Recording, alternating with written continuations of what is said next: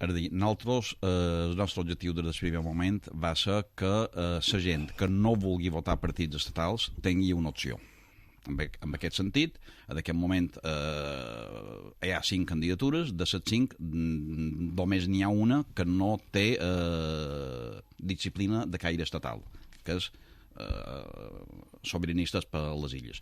El nostre desig hagués estat de que, per exemple, més hagués entrat a formar part.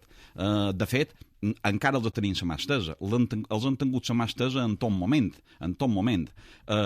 Fins i tot, jo vaig reiterar ahir vespre que encara hi són atents, encara hi ha possibilitat.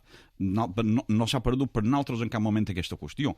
Ara, una vegada, ells han fet una opció que jo respecto profundament, que és anar en un partit estatal, i això hi ha sector de la població que quedàvem orfes de deixar de votar un partit estatal. I en aquest sentit crec que és un èxit es pot vestir una candidatura amb aquestes condicions.